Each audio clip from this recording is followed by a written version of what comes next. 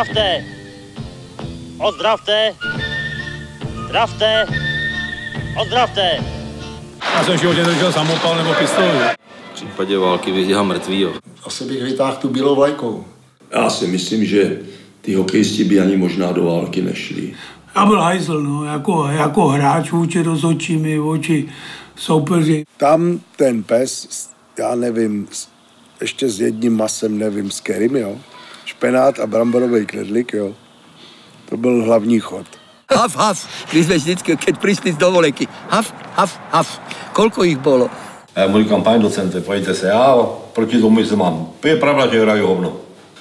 Cigarety nemám, pivo tady není a vy byste chtěl, abych já tady hrál hokej nějaký pořádný.